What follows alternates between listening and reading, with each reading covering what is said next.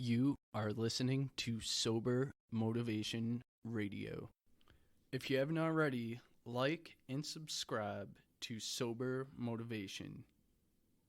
And also, please leave some comments in the comments section so I can know what keeps you guys sober and keeps you guys motivated. All right, welcome to episode 10, titled You Are What You Consume. And I wanted to go into this topic today because I was spending some time today and I was on YouTube, and I spend a lot of time researching on how to build my YouTube channel, how to reach out to people. But then I also found that at a certain point where I kind of drift off and go into the rabbit hole of the internet, and I was spending some time watching these online conflicts, these online knockouts, like street fight knockouts basically, and I was just watching it, and I could kind of notice myself getting emotional. And then I was just sitting there thinking about how it is not really doing anything for me productively. Like, it's not improving my life, it's not setting me forward towards my goals. And I just thought of how it just is, where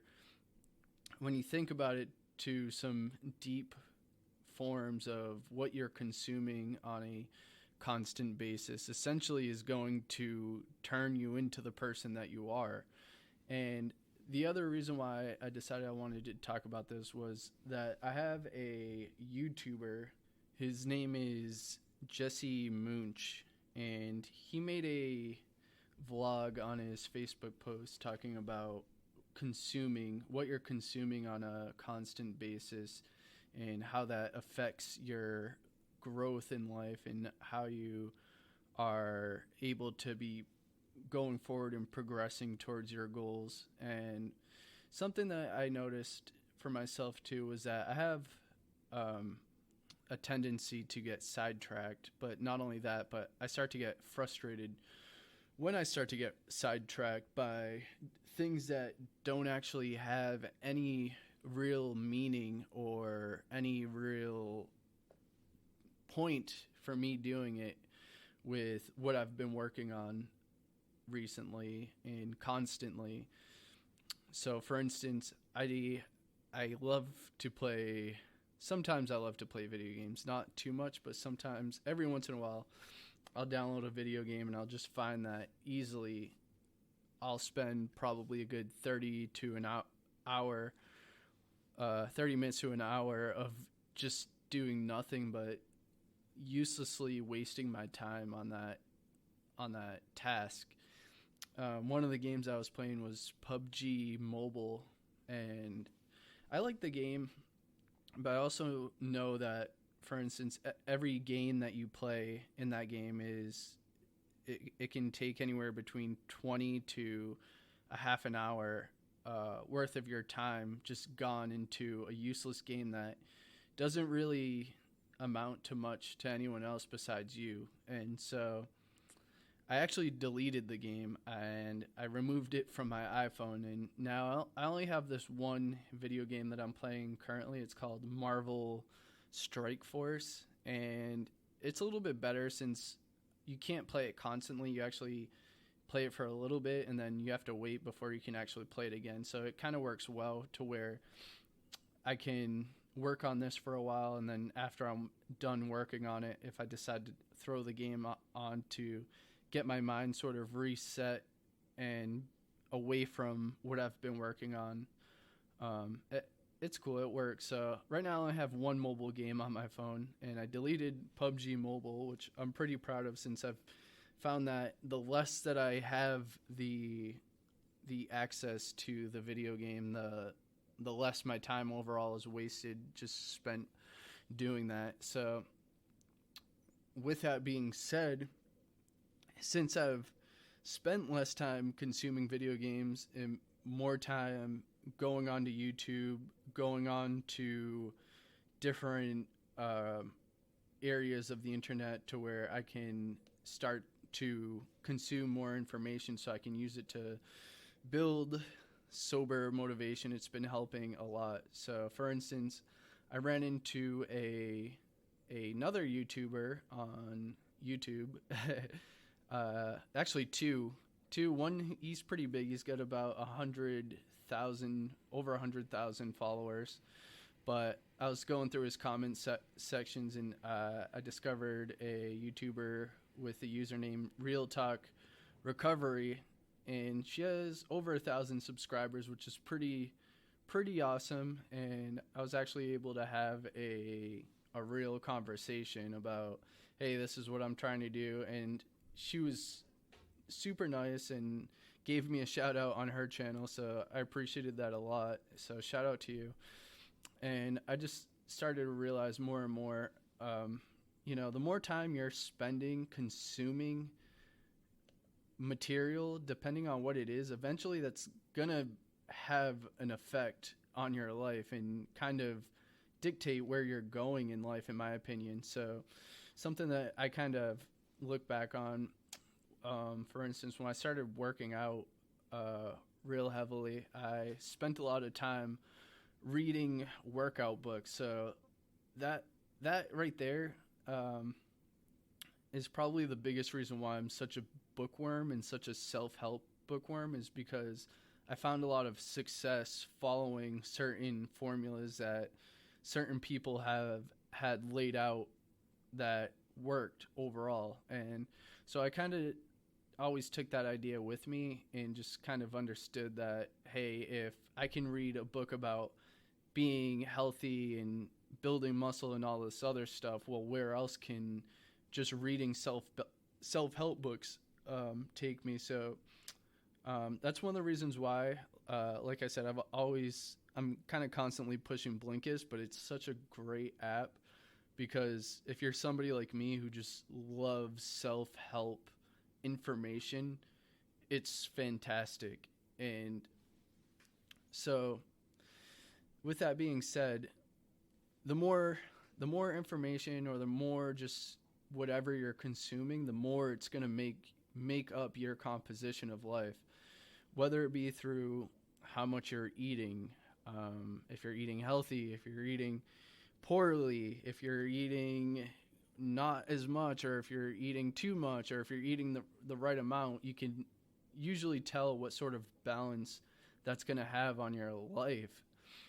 And to continue on with that, same with exercising, and how you work out kind of dictates how you're going to be shaped, your body in a weird sort of way, sort of like PlayDoh, where if you spend a lot of time lifting weights and eating a lot and not running a lot, you're probably going to build up some muscle mass. Or if you're all about endurance and running, then you're going to have a high endurance rate, a lot of stamina, or just whatever. So I thought that was an interesting thought to talk about. And then to further on into it, if you're trying to learn about anything too, so if you're trying to learn about business or finance or real estate, are you consuming information on a constant enough basis to where you can get enough foundation for yourself, internalize, to where you don't need the crutch of the book, where you're just good at understanding it and sort of just self-taught enough to where you can go into business and go work on things for yourself. Same thing with how I took this podcast course from Daxi Perez and Ryan Helms, and I love the course. Honestly, I don't know how long it was supposed to take for me to go through this course, but it probably at most took me three days to just go through everything they laid out and figure out what equipment I needed, what software I needed, what subscriptions I needed to roll out what I'm talking about to different areas. And that was obviously pretty useful for me in that I got the podcast equipment. I'm podcasting almost on a daily basis. I kind of stray away from the weekends. So usually I would say if you guys are looking out for my podcast, look out for them during the week, since I kind of like to drop them daily for a few reasons. One, because like I said before, my brain will just fill up with ideas that I feel as though if I don't go and talk about, it's going to sit there. And so in a way, it's kind of worked its way into a sort of diary or a journal for me where I can get this information out of my head. And I still have the prospect of building it. I'm still putting the feelers out for guests, but it's just kind of a rough deal for me since I work a graveyard shift. So when I get off of where I'm at, I'm basically deciding on whether or not I'm putting out a YouTube video or working on my website, or if I'm just sleeping because I'm just exhausted from what my schedule entails. So that is what it is. And like I said, I don't like to beat myself up over how it's set up for me, since it's actually worked out pretty well with the graveyard shift, as I've said before. But anyways, going on with that. So the other things that I like to kind of think about, where if you're consuming certain things and how it might be affecting you. For instance, if you spend a large amount of time, and this has just been something for me that I know people have, or some people have an addiction towards it, is Netflix. For instance, I can never, for any reason, get into Netflix. I can watch a few documentaries here and there, and they have to be good, and to a point where when I watch a documentary, I don't like to consume things that might have a political bias. I usually like to stay away from that. But something where it's like, okay, this is something you might not have known about before. And I guess to some degree it might still have a bias, but since, to me it's a new thought and I haven't really been able to learn about it too much, as long as the bias isn't too crazy, I'll sit there and watch it. For instance, there was this Batman documentary that I was watching on Hulu, and this guy was talking about the ghostwriter for Batman and how he basically wasn't getting the credit that he deserved for the Batman character and all the work that he put in, and that Bob Kane basically took it all. And it wasn't up until the last, or 2 movies ago, the Batman versus Superman movie, where he was actually finally given credit for the help in the creation of Batman. So that was cool, and I liked it. And I like to kind of keep it to just sort of documentaries, to where I don't have to follow, for instance, large or long series of episodes, where I know people will watch Netflix series where it's like 9 seasons with 9 episodes in each season. I'm just like, I just can't do it. Like, I can't. For me, it's not a constructive use of time. So I think that's something that's important to put out. Also, if you guys are finding that you're in a bit of a rut, maybe look at where your time is actually going into. So if you're spending time watching too much Netflix or playing too much video games, and you're trying to change your financial situation, to be honest with you guys, your cell phones are an incredible device to where you can use it to do anything. You can consume the education of how to learn a new language, how to invest, how to go into real estate, how to go into business, how to build a website, how to start a podcast, how to do a YouTube, how to build a website, how to do so many things. And I think that to me is the coolest part about having a phone, if that's what you want to call it now, or I guess can just call it a smartphone, is that it just has so many capabilities. And to think that a large amount of time spent on these smartphones is mainly used to consume information that doesn't really hold up any real value to your life, other than I guess short-term dopamine releases. And I'm not going to lie, I love looking at memes. I love looking at funny things that people post, but I feel as though just being hooked into it for too long is just not a good thing to be doing. I mean, for myself, I hate to speak for everyone, but I just feel like if you're spending a lot of time looking at memes or going on YouTube and looking at stupid fights like I spent 20 minutes and I just felt like I just lost 20 minutes of my life that I'm not going to get back. And I feel bad about it. So I felt as though this podcast was important to put together and record and get out to you guys, since from my analytics, I'm seeing that there's traction going on out there, out in the world, which I find extremely fascinating. And then I worked on fixing up the book that I had published with Sober Motivation. It's on Amazon. It's available as an ebook, and then if you want it in paperback version, it will be available soon. So I had to work on fixing that with Amazon. But that's the thing. Like I said, it's what I'm consuming. So I get to figure out, for one, if you guys even like the book, or if if it's a success or if it's a failure. If it's a success, maybe I'll do another one, since I actually enjoyed it quite a bit. But I have to wait for feedback to see how well my time was invested on that project. So it is what it is. And then the other thing too that I think I should point out with how you consume things is your environment and the people that you're around and how they treat you, in all honesty, is a way of consuming energy. And if it's negative energy, if you consume it for too long, it's going to turn toxic. In the same way where if you're drinking for too long, like many of us who might be listening have, I know that for myself, where I drank too much alcohol for way too long and it wrecked my body and wrecked my life. And same with anything else, if you're heavily addicted to it and you're consuming it too much to where the output from your body is just wrecking your life. You can look at that and compare it to what's going on with you in general.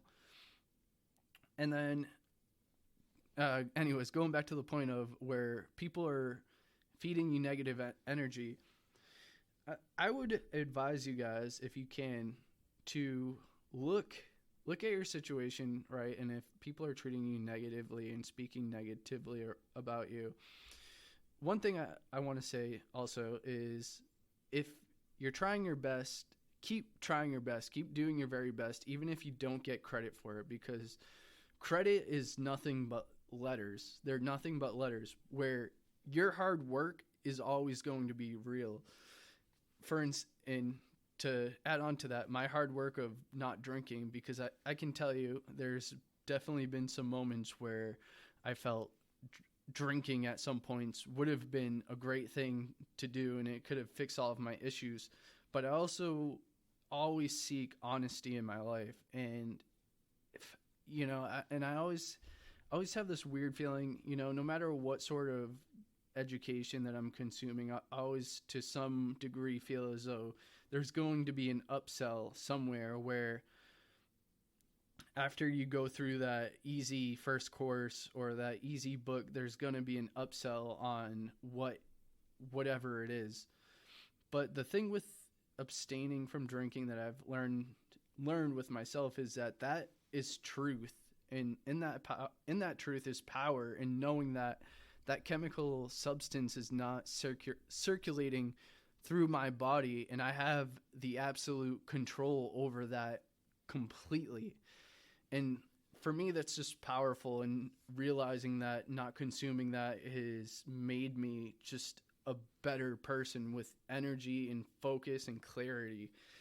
And I find that to be extremely important, to figure out how to develop the clarity in your life as much as you can. So when I say people are treating you negatively or giving you too much crappy feedback to where it's just not needed, I'm always against talking badly to people. I hate the idea of insulting people. I feel as though if you're not constructively providing feedback, you're just wasting the most precious commodity in life. The thing that you'll never get back is life. So I don't feel as though I have time to sit there and belittle and insult people. I just don't have time for it.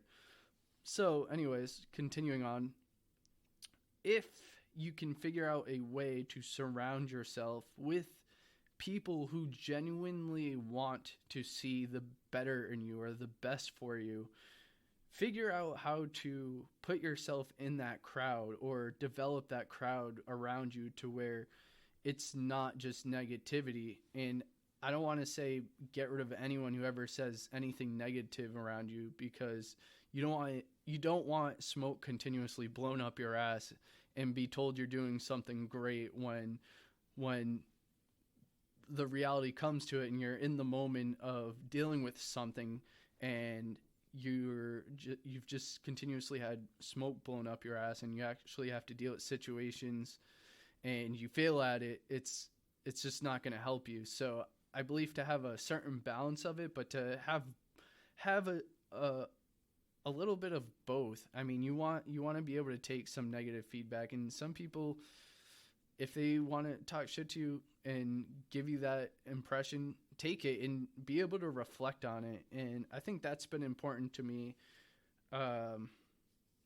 Just having and being sober now, I think it's, and I don't want to say I was grateful for being drunk for as long as I was, but one of the few valuable things that I have gotten out of it was in that time I stood in front of people belittling me or saying the negative things to me, to where now when I face it, I can recognize it without becoming emotional towards it and think about, as I've said previously, how am I going to be better than the feedback or the crappy feedback that I've gotten.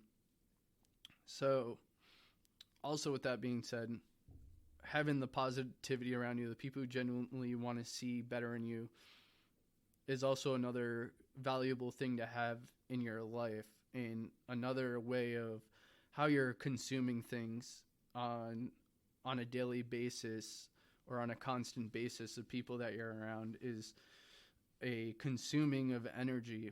And some advice too that I think I can give to this is, if you're not around those people, you might want to figure out how to invest yourself enough to be around those people, whether it be, and I know I'm not really a total advocate where I preach the big book from AA, but if you have to invest your time to be around AA to bring the positivity that you need with you, then invest your time into AA, or look into other groups where there's hobbies that you might enjoy doing and invest your time into that and meet people and figure out what it is maybe that you don't know about certain hobbies that you're interested in doing. For instance, something I've been actually considering, two things I've been considering is a rock climbing gym. I think sounds like a cool thing to do. And the other thing I've been looking at is doing a Toastmasters club, since I spend kind of a lot of time also watching a lot of these entrepreneurs like Gary Vaynerchuk, Grant Cardone. I watched the Jordan Belfort interview with Grant Cardone, and it was kind of interesting to see. But something I kind of just realized in general is that these guys have a very fantastic ability at public speaking. So that is one of the reasons why I was looking into Toastmasters, and just I think it would be a useful thing for me to do. But again, like I said, I have to invest some money and some time into doing that, between joining the club, buying the outfits, buying the gas to get there, and then the time being spent to be around these people who have been publicly speaking for as long as they can or have. And I feel as though it probably is going to help me in the long run. So that is it, guys. That's what I wanted to leave you guys with today, with some reflection on an idea of what you're consuming and how, if it's not working out for you lately, and how you might be able to change it, and looking at different ways of changing it, between dieting better, cutting out certain things for yourself that aren't healthy for you, or if you're if you're feeling isolated, how to find people that you can engage with and grow a healthy relationship with. So again, thank you. Look out for the Sober Motivation book on Amazon and my YouTube. I have some time set aside for the vlog coming up this week, so look out for that also. And I appreciate the support that I've been getting through as I'm watching my analytics grow. So people are listening. I'm loving it and enjoying it. So just stay tuned for future podcasts. I'm enjoying it. I'm enjoying the content and the feedback. So thank you all for tuning in tonight, and I will see you all soon. Thanks for listening to this episode of Sober Motivation Radio. If you're not subscribed already, please be sure to do that right now. If you enjoyed this episode, I'd love it if you could do me a quick favor and rate and review the podcast. This lets the platform know that I'm doing something right and people like the content. It would be a huge help, and I would be grateful. Be sure to head over to sobermotivation.com and pick up the Sober Motivation ebook. This book will teach you about sobriety, motivation, maintaining sobriety and motivation.